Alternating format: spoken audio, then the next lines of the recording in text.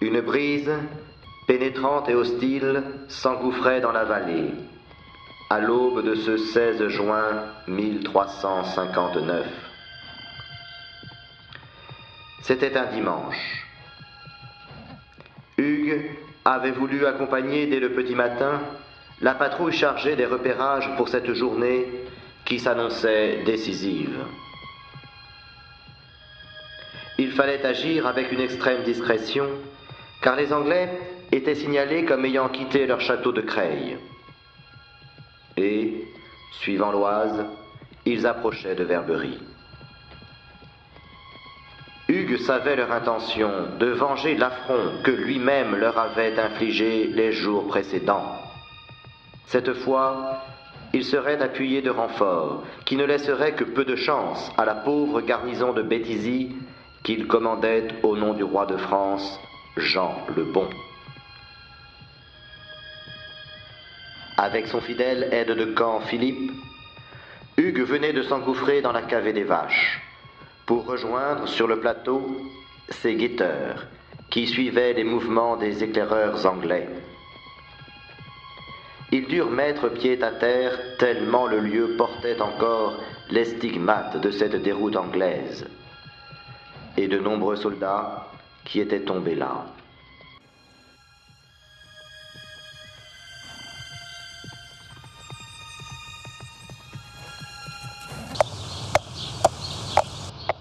Ce goulet restera à jamais marqué par l'événement de ces jours derniers.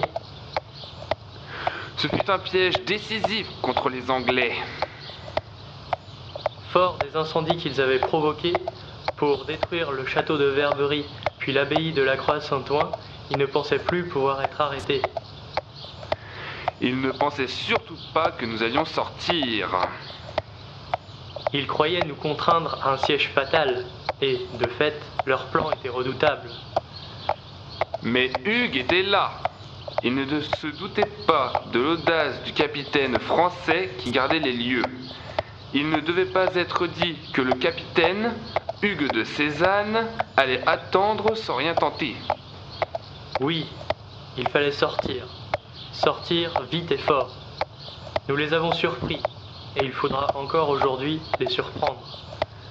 Ça va être une autre chose.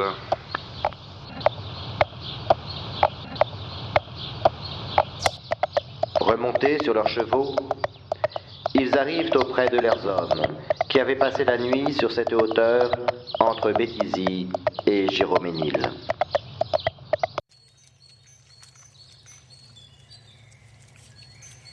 Monsieur le capitaine, Bonjour, messieurs. Quelles nouvelles pouvez-vous me donner? de mauvaises nouvelles, capitaine. Ça bouge beaucoup en bas dans la plaine. Il faut s'attendre à une arrivée massive d'Anglais. Quand seront-ils là? Aujourd'hui. Certainement avant midi. Hugues pensa qu'il avait eu raison ces derniers jours d'avoir fait visiter toutes les fermes des alentours pour y enrôler de nouvelles recrues. Cela n'avait pas été difficile, avec le prestige tout frais de la victoire sur l'Anglais. Mais est-ce que cela suffira? Ces hommes, armés en hâte, sauront-ils se montrer à la hauteur? En tout cas, son plan était arrêté. Une nouvelle fois, il fallait surprendre l'Anglais. Le surprendre dans la stratégie et dans l'audace. On l'attendra à l'endroit même où il pense le moins nous rencontrer. Là, en contrebas de l'observatoire d'où Hugues voyait se dissiper les brumes matinales, dans la plaine, où coulait paisiblement la rivière de l'automne, juste avant de finir sa course dans l'Oise. Hugues empêchera le général anglais de prendre possession du terrain, d'organiser sa manœuvre et d'assurer ses arrières. Dès qu'ils déboucheront de la vallée de l'Oise, à la sortie de Verberie, les Anglais trouveront Hugues et ses hommes qui prendront l'initiative de lancer l'assaut. Ce plan était périlleux, mais c'était le seul qui semblait pouvoir conserver aux Français quelque chance. Philippe, retourne à Béthisy et fais mettre les hommes en marche pour rejoindre la plaine. Qu'ils contournent le château de Saintine et se disposent en 3 bataillons entre l'Automne et la Mabonnerie. À vos ordres, capitaine. Je vais écouter la messe à la chapelle de Giroménil. Puis, je vous rejoins avec les hommes que nous avons levés là-bas. Nous arriverons par la forêt et constituerons un 4e bataillon. Vous, restez ici et tenez-nous informés par signaux. N'hésitez pas à envoyer un messager en cas d'urgence. Ainsi se mettait en place le plan du capitaine Hugues de Cézanne, en ce matin du 16 juin 1359. Après avoir chevauché jusqu'à Giroménil et avoir emprunté une de ces cavées escarpées qui débouchent sur le village, Hugues se dirigea vers la chapelle Saint-Michel, où le prieur Bertrand l'attendait.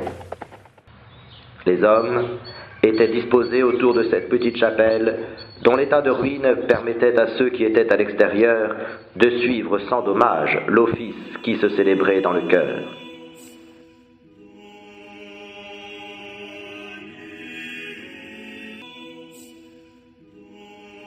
Le révérend père Bertrand avait bien compris que ce n'était pas le jour de chanter une messe trop longue et solennelle. Aussi, lorsque celle-ci fut terminée, et que le brave religieux eut béni ces hommes qui allaient bientôt remettre leur vie dans les mains du Dieu des armées, Hugues prit la parole. Très révérend Père Prieur, et vous, homme de Giroménil, aujourd'hui où la Sainte Église notre Mère honore solennellement la très sainte Trinité, nous allons devoir nous battre pour la défense de notre terre. Terre qui est celle de nos ancêtres et de nos enfants. Nous allons mettre nos vies sous la bannière de notre bon roi Jean. Les hommes d'armes batailleront et Dieu donnera la victoire. Aussi, je veux, solennellement et devant vous, implorer Saint Michel, l'archange des batailles ici vénéré, pour qu'il soit à nos côtés et nous mène à la victoire.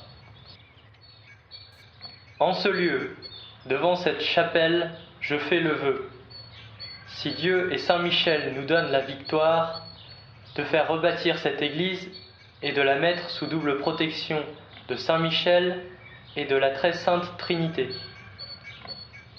Ainsi, puisque l'anglais nous empêche aujourd'hui d'honorer la très sainte Trinité par nos prières, nous le ferons par notre victoire. Et ce lieu restera à jamais celui où Dieu, le Père, le Fils et le Saint-Esprit siégera dans sa toute-puissance. Que Saint Michel fortifie nos cœurs et soutienne nos épées.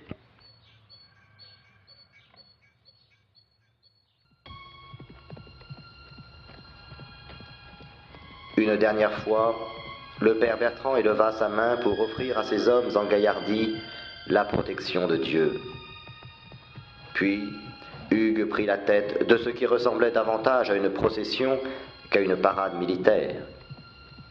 Les femmes pleuraient et les enfants couraient. Les hommes s'éloignaient sur le chemin comme attirés par cette forêt où ils disparaissaient à la suite d'Hugues et de ses lieutenants. Bientôt, ce 4e bataillon vint se placer au nord des 3 autres, que Philippe avait disposés en arc de cercle, selon un ordre bien précis, pour que la surprise soit complète pour l'anglais. Hugues parcourut, au galop et seul, le front de ses troupes.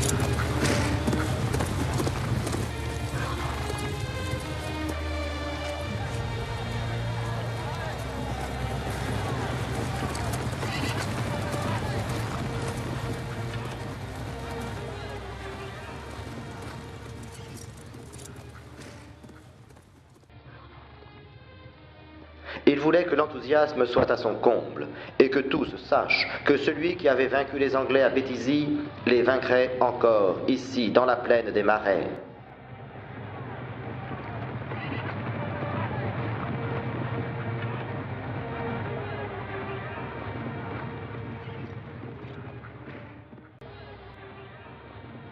Il exhortait avec courage et annonçait la protection de Saint-Michel.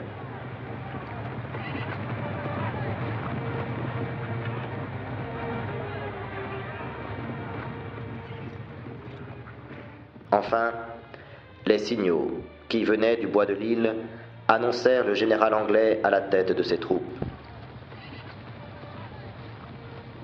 Ce furent bien alors les Français qui lancèrent l'assaut. 2 bataillons d'abord, puis un 3e pour empêcher le débordement par le nord.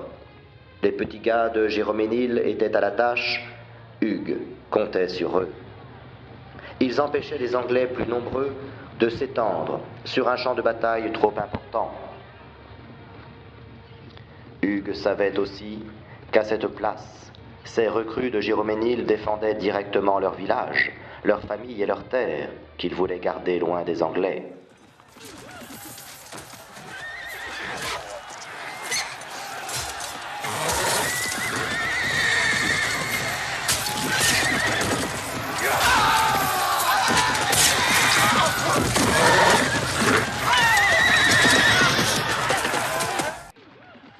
Enfin, le dernier bataillon fut lancé dans la mêlée avant que le soleil fût au zénith.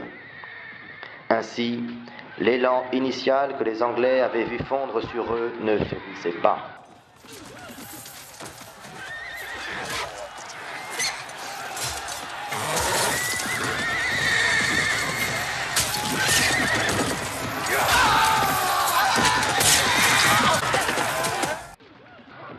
La bataille fut dantesque. De part et d'autre, on luttait avec une égale ardeur. Mais l'effet de surprise avait joué à plein, et les Français conservèrent jusqu'au bout l'avantage de la première charge.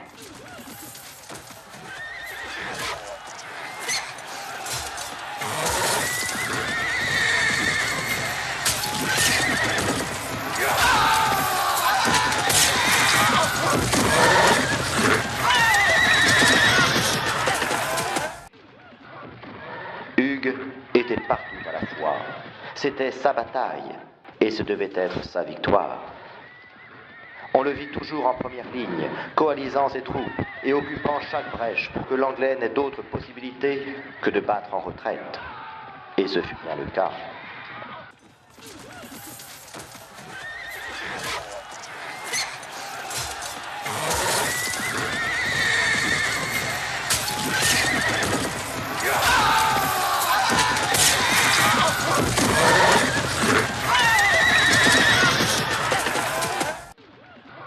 Et lors même qu'ils étaient repoussés vers l'Oise, les Anglais étaient encore rattrapés par les unités du capitaine Hugues de Sézanne, capitaine de la garnison de Béthisy, qui, s'il avait perdu beaucoup d'hommes en ce jour, avait su mettre fin aux ambitions des Anglais, malgré l'armée imposante que ces derniers avaient dépêchée.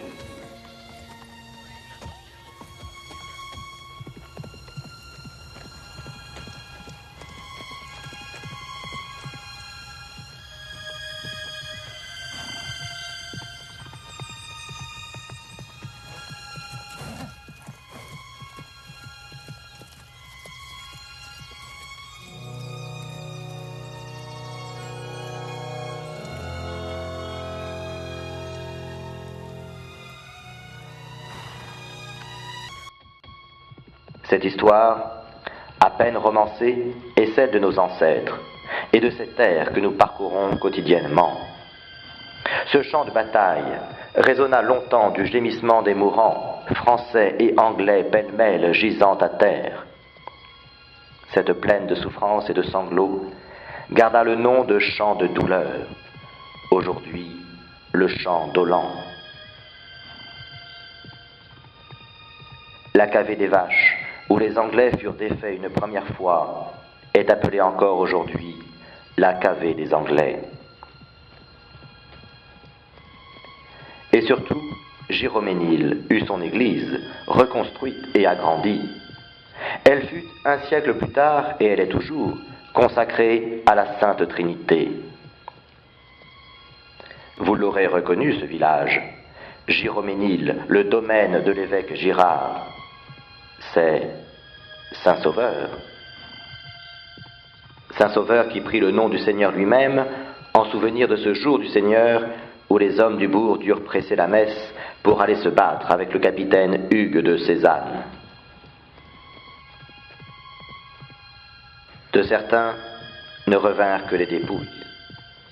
Mais leur mémoire fut longtemps honorée, comme celle d'hommes de courage et de générosité, qui avaient sauvé les leurs de l'occupation étrangère et du pillage.